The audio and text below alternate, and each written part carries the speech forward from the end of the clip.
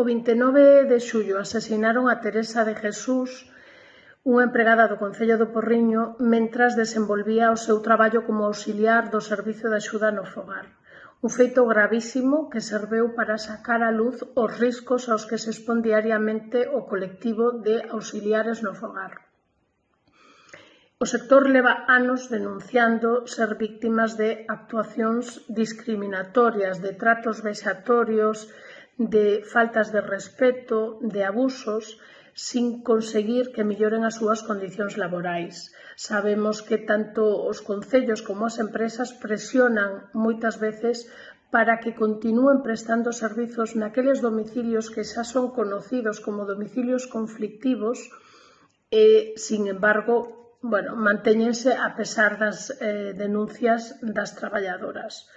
O día 4 de agosto, o Grupo Municipal do BNG presentou por rexistro, logo do asasinato de Teresa, presentou por rexistro unha petición para que se convocase unha xunta de portavoces urxente e se crease unha comisión de investigación para analizar todo o sucedido en torno á morte de Teresa, para coñecer que foi o que sucedeu, por que fallaron os métodos de avaliación de riscos e as medidas de seguridade.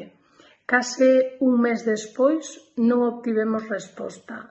Case un mes despois este asunto desapareceu da axenda do alcalde. Non hai ningunha actuación que nos garanta que isto non vai a volver a suceder.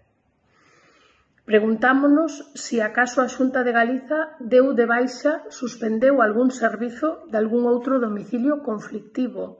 Preguntámonos se melloraron as coberturas que lle permitan ás traballadoras trasladar unha incidencia e seguir traballando con garantías no seu posto de traballo. O máximo responsable do Servizo de Axuda no Fogar é o alcalde, e non é de recibo que traslade a súa responsabilidade ás traballadoras cando as anima a denunciar ante calquer actuación que atente contra a súa integridade. Ten que deixar de escorrer o bulto e facerse cargo da súa responsabilidade. Exiximos medidas urxentes e que se materialicen os apoios dos discursos en que se cree un protocolo de prevención e actuación ante casos de agresións para mellorar as condicións laborais das auxiliares no Servizo de Axuda a Domicilio.